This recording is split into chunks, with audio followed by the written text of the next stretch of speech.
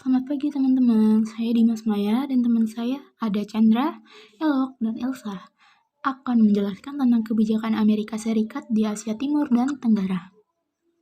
Untuk yang pertama, kebijakan Amerika Serikat di Asia Timur. Nah, kebijakan tersebut didasari oleh 3 hal, yaitu klaim Amerika sebagai pemimpin internasional, Asia Pasifik dianggap termasuk dalam zona pengaruhnya, dan yang terakhir kurangnya arah kebijakan yang jelas dari sistem politik di Amerika Serikat.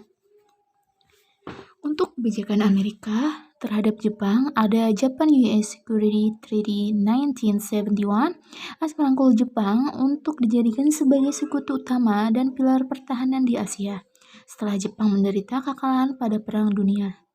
Berdasarkan perjanjian tersebut, Amerika memiliki komitmen untuk menjamin keamanan Jepang dan melindunginya dari bahaya lingkungan eksternal. Nah, dalam hal ini ancaman dari agresi militer US beserta sekutu-sekutunya yang berasal dari Cina, Korea Utara, dan Vietnam. Perjanjian mulai efektif berlaku pada 28 Februari 1952, bersamaan dengan berakhirnya masa kependudukan sekutu di Jepang serta kemerdekaan Jepang yang diakhiri dengan perjanjian keamanan dan perdamaian dengan Amerika. Amerika pun melihat Jepang sebagai salah satu negara yang memiliki potensi untuk menjadi sekutu utama dan pilar pertahanannya di Asia. Jepang yang berada di dalam blok Amerika menyadari bahwa ancaman blok komunis Uni Soviet sudah semakin dekat dengan wilayahnya. Amerika menawarkan kepada Jepang untuk menempatkan pangkalan militernya di Jepang untuk berjaga dan berlindung dari serangan US dan Korea Utara. Usulan Amerika tersebut disetujui oleh Perdana Menteri Jepang saat itu dan diwujudkan pada tahun 1960 melalui Treaty of Mutual Cooperation and Security between the United States of America and Japan. Perjanjian kerjasama militer ini menggantikan perjanjian keamanan Japan-US Security Treaty tahun 1951.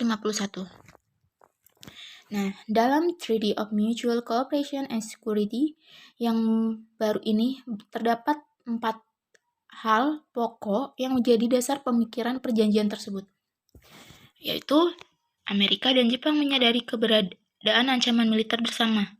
Amerika dan Jepang mempertimbangkan untuk kerjasama dalam keamanan. Amerika dan Jepang memandang bahwa kebebasan politik dan ekonomi harus dilindungi. Dan yang terakhir, untuk mendukung pandangan Amerika dan Jepang setuju agar Amerika menanggung kewajiban untuk melindungi keamanan tersebut dan kawasan Timur Jauh. Terus ada lagi Guidelines for Defense Cooperation 1978, guidelines yang ditandatangani pada tahun 1978 ini merupakan suatu pedoman konkret bagi kerjasama pertahanan antara Amerika dan Jepang yang tidak hanya dalam kasus serangan bersenjata langsung terhadap Jepang, direct attack against Japan, tetapi juga dalam keadaan terjadi konflik di sekitar Jepang. Dalam guidelines ini juga disebutkan mengenai pembagian peran dan tugas, roles and duties antara Jepang dan Amerika yang diwujudkan melalui latihan bersama pasukan kedua negara. Peran dan tugas Jepang dalam guidelines ini adalah mendukung operasi militer Amerika bila terjadi serangan terhadap Jepang.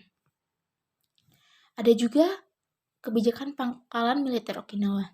Pasca Perang Kedua, hampir seluruh wilayah Okinawa hancur dan tidak dapat dimanfaatkan kembali wilayahnya. Kemudian, otoritas militer Amerika memulai pembuatan cadangan air base hampir 18.000 hektar wilayah Okinawa dikuasai oleh militer. Militer Amerika Serikat dan 40.000 pemilik tanah dihapuskan hak kepemilikan tanahnya guna kepentingan militer tersebut. Nah, dalam bidang ekonomi juga ada. Pemerintah Jepang memanfaatkan untuk fokus membangun sektor perekonomiannya pada tahun 1960-an, ketika sektor pertahanan dijamin oleh Amerika Serikat. Permintaan dari negara barat terhadap konsumsi industri Jepang kemudian berubah menjadi konsumsi perang pada saat itu. Jepang kemudian mendirikan sejumlah pabrik dan dok perkapalan yang dikenal dengan Zaibatsu untuk kemudian dijual dengan harga yang jauh lebih murah jika dibandingkan dengan hasil produksi negara barat. Sehingga pada periode ini, selain berhasil memanfaatkan ancaman militer dari Amerika, menjadi titik tolak untuk melakukan modernisasi ekonomi. Jepang juga berhasil memiliki basis yang kuat di sejumlah negara kawasan Asia dan memiliki modal yang cukup untuk melakukan ekspansi pertama yang dilakukan oleh bangsa Asia. Selanjutnya, ada kebijakan Amerika terhadap Korea. Yang pertama ada denuklirisasi. Dalam prosesnya untuk menghentikan proses pengayaan nuklir yang dilakukan oleh Korea Utara, Amerika berusaha menerapkan berbagai cara guna mewujudkan keamanan semenanjung Korea yang bebas dari ancaman senjata nuklir. Langkah yang dilakukan Amerika Serikat adalah mengadakan Agreed Framework 1994 yang mengharuskan Korea Utara menghentikan program penelitian persenjataan nuklirnya yang kemudian mendapatkan imbalan berupa bantuan internasional. Namun kesepakatan bilateral tersebut dianggap gagal, yang kemudian digantikan dengan dibentuknya Six Party Talks yang beranggotakan Amerika Serikat, Korea, Jepang, dan Rusia. Meskipun perundingan ini melibatkan negara yang memiliki hubungan dekat dengan Korea Utara, namun perundingan ini tidak berjalan lancar. Pada prosesnya, perundingan multilateral ini mencapai titik terendahnya pada Desember 2008, yang ditandai dengan gagalnya perundingan tersebut dalam menemukan kesepahaman. Melihat semakin kecilnya peluang untuk menjadikan Korea Utara menghentikan proses pengayaan nuklirnya, Presiden Amerika Serikat Barack Obama menerapkan kebijakan strategic patience dengan tujuan utamanya untuk mengembalikan Korea Utara kepada meja perundingan guna menghentikan proses pengayaan nuklir miliknya. Kemudian, kebijakan tersebut menunjukkan keberhasilannya dalam memperbaiki hubungan antara Amerika Serikat dengan Korea Utara yang dibuktikan pada tahun 2011. Upaya terwujudnya denuklirisasi kembali membawa kabar baik setelah pada Februari 2012, Korea Utara setuju untuk menghentikan uji coba nuklir serta pengayaan uranium dan mengizinkan IAEA melakukan inspeksi terhadap kegiatan pengembangan nuklir di pusat pengembangan nuklir miliknya. Amerika Serikat memberikan jaminan bantuan berupa 240.000 ton bahan pangan. Seiring dengan dibatalkannya perjanjian Nipday pada April 2012, upaya terwujudnya denuklirisasi semakin urung tercapai. Hingga pada tahun 2013, Amerika Serikat mendapat dukungan dari PBB untuk aktivitas nuklir yang dilakukan oleh Korea Utara dengan mengeluarkan resolusi PBB 2094 yang memberikan sanksi kepada Korea Utara. Yang kedua, ada hak asasi manusia. Korea Utara merupakan negara dengan sistem unipartai, di mana hanya terdapat satu partai yang berkuasa pada negara itu. Satu-satunya partai tersebut yakni Partai Pekerja Korea atau The Korean Worker Party atau KWP. KWP beranggotakan sistem sosial kekeluargaan yang kemudian menggerakkan roda pemerintahan negara Korea Utara.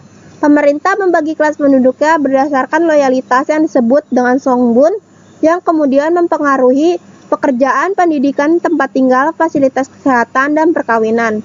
Dengan sistem yang diberikan tersebut, pada Maret 2012, PBB merilis data survei bahwa 6 juta warga Korea membutuhkan bantuan internasional untuk bahan pangan supaya terhindar dari bencana kelaparan.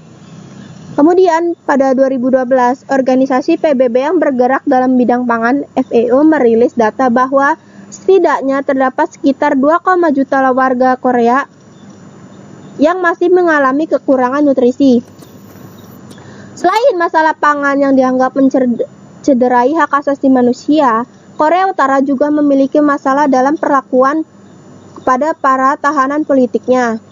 Hal tersebut dibuktikan dengan adanya citra satelit dan para pengakuan bekas tahanan yang dalam bahasa Korea sendiri disebut Kwanliso yang berlokasi di Haenyong atau juga biasa disebut Hwaryeong. Amerika Serikat membuat laporan mengenai penduduk yang mengalami pelanggaran hukum serta penahanan dengan jumlah yang mencapai sekitar 100.000 lebih tahanan politik. Mereka yang ditahan di dalamnya tidak hanya divonis bersalah oleh pemerintah, namun juga keluarga mereka. Dan yang ditahan di penjara tersebut diberitakan mengalami perilaku tidak menyenangkan dan mengalami penyiksaan. Dalam menyikapi berbagai masalah kemanusiaan yang melanda Korea Utara, khususnya dalam bidang pangan, Amerika Serikat kerap menyertakan kebijakan donor bahan pangan sebagai insentif dari Korea Utara dalam memberikan respon baik terhadap perjanjian yang disetujui oleh kedua belah pihak, seperti bantuan yang diberikan Amerika Serikat atas disetujuinya kesepakatan Leap Day. Perang dagang antara Amerika Serikat dengan Cina. Perang dagang adalah suatu manifestasi di dalam ketegangan antara dua ekonomi terbesar di dunia. Jika berlangsung tiada henti, maka potensi masuk ke stadium perang ekonomi dengan dimensi-dimensi serta resonansinya akan meluas. Kebijakan Amerika Serikat adalah meningkatkan restriksi impor untuk menekan defisit perdagangan dengan Cina. Defisit perdagangan Amerika Serikat dengan Cina meningkat dari 371,8 miliar US dollar pada 2016 menjadi 395,8 miliar US dollar pada 2017. Cina bereaksi keras dengan menambahkan tarif impor terhadap 128 produk Amerika Serikat senilai 3 miliar US dollar. Dengan rincian 120 produk Amerika Serikat terkena ekstra tarif 15% dan 8 produk Amerika Serikat terkena ekstra tarif 25%. Selanjutnya, Cina menambahkan tarif untuk 106 produk impor dari Amerika Serikat senilai 50 US dollar miliar. Perang dagang penuh ketegangan dimulai tanpa bisa dipastikan kapan berakhirnya. Selanjutnya, kebijakan Amerika Serikat di Asia Tenggara. Selain Asia Timur, Asia Tenggara juga muncul sebagai kawasan yang sangat diperhatikan oleh Amerika Serikat dalam kebijakan luar negerinya. Di sini ada beberapa latar belakang mengapa sih Amerika Serikat itu menjadikan kawasan Asia Tenggara sebagai prioritasnya. Mulai ketika Perang Dingin antara Amerika Serikat dan Uni Soviet berakhir dan mencapai titik puncaknya pasca serangan 11 September 2001 terhadap gedung WTC dan Pentagon. Lalu perkembangan Asia Tenggara dalam bidang ekonomi, teknologi, dan militer yang pesat bukan satu-satunya faktor yang menguatkan Amerika Serikat untuk menjadikan kawasan ini sebagai prioritasnya. Di luar kepentingan-kepentingan di atas, ada hal lain yang sangat politis yang menjadikan Asia Tenggara sebagai fokus perhatian, yaitu pengaruh Cina sebagai new actor di kawasan Asia Pasifik. Kawasan Asia Tenggara juga tempat di mana Amerika Serikat harus tetap menjaga eksistensinya untuk mengimbangi pengaruh Cina sebagai new actor yang perlu diperhitungkan kekuatannya. Lanjut, implementasi kebijakan Amerika Serikat.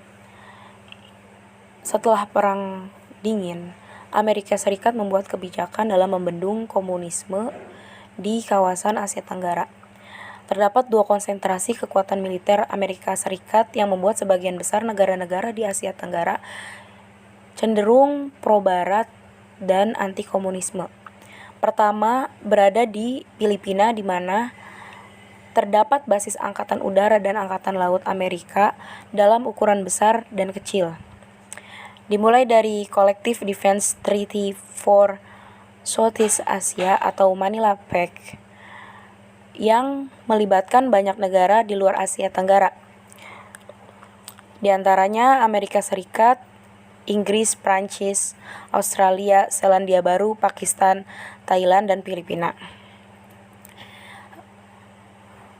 Manila Pact ini memang dibentuk sebagai reaksi negara-negara barat terhadap kemungkinan perluasan pengaruh komunis Vietnam.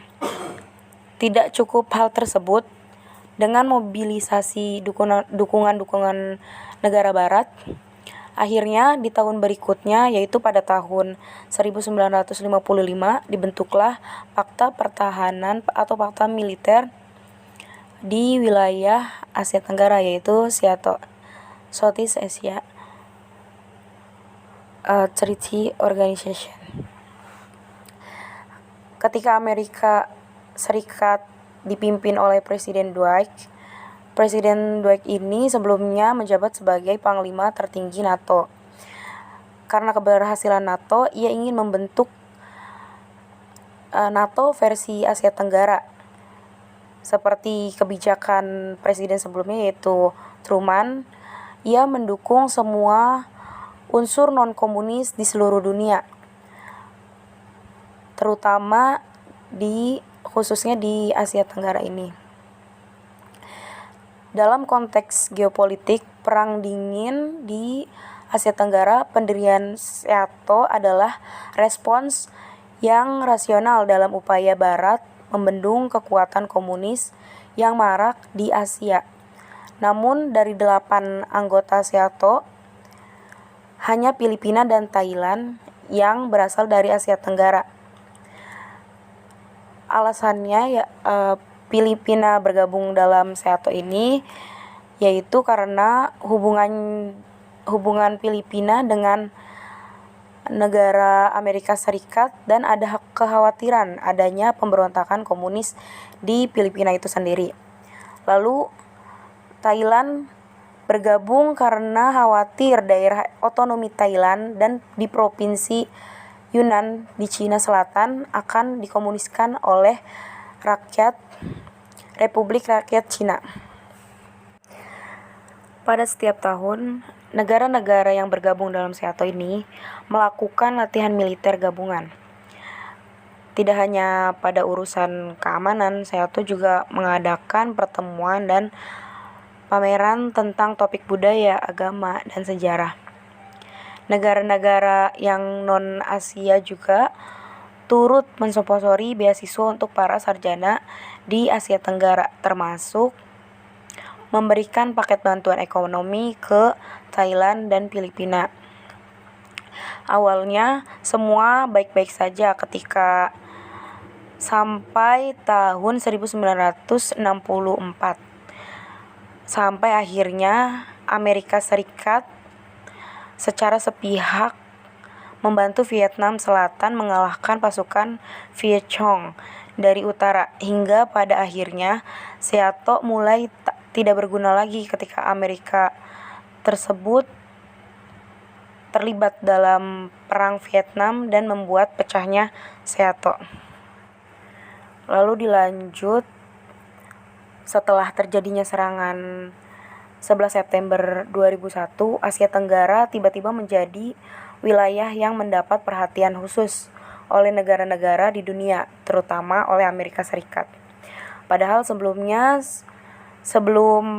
serangan ini terjadi, Amerika Serikat itu lebih memfokuskan perhatiannya terhadap negara-negara di kawasan Asia Selatan dan Timur Tengah.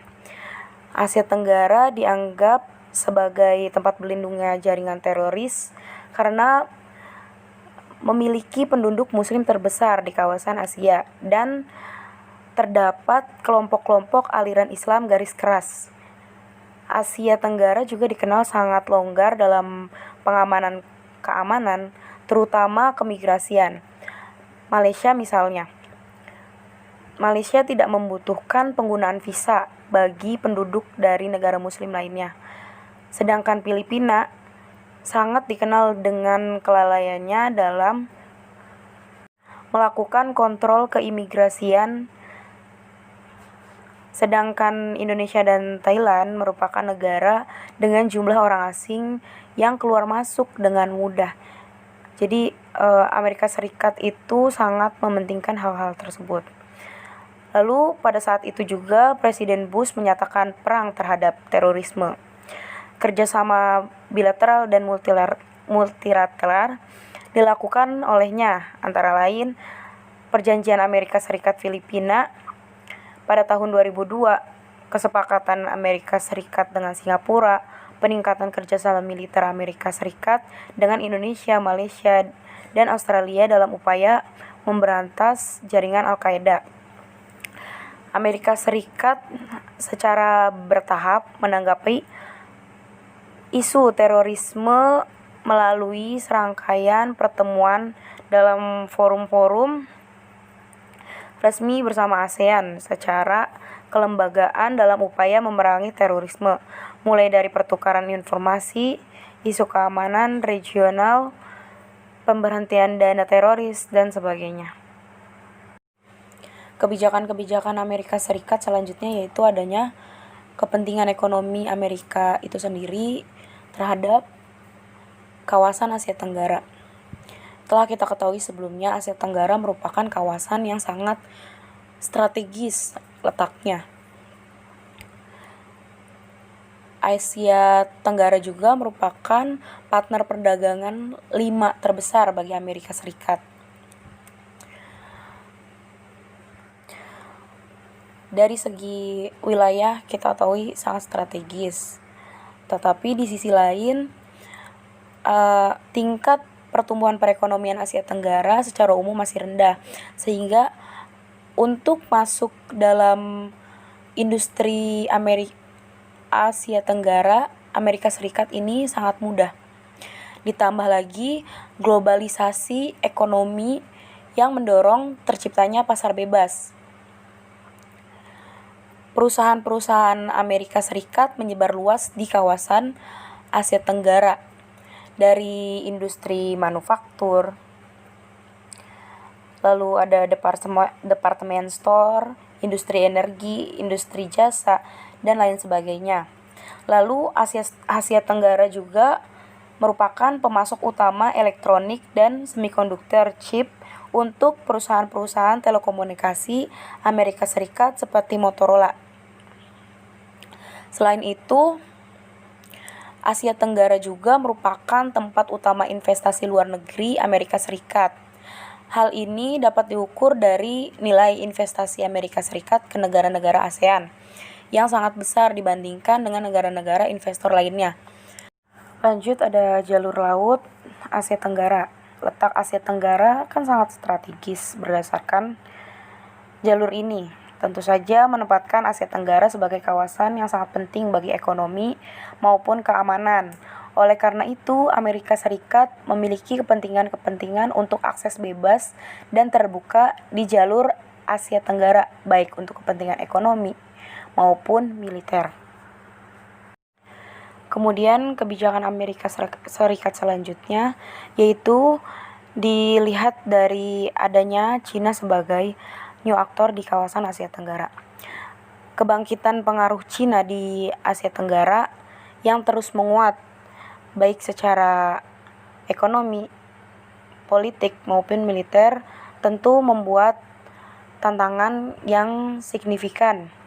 Tidak hanya bagi kawasan Asia Tenggara, tetapi secara tidak langsung juga merupakan ancaman bagi Amerika Serikat. Ancaman tantangan yang terdekat pada saat ini yaitu adanya tantangan strategi keamanan yang dihadapi kawasan Asia Tenggara.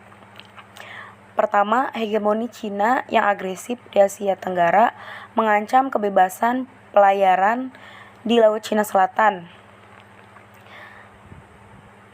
Kita ketahui Laut Cina Selatan selalu mengalami konflik hingga saat ini, sehingga membuat Amerika Serikat, Jepang, bahkan negara-negara Asia Tenggara otomatis masuk ke dalam politik Cina tersebut.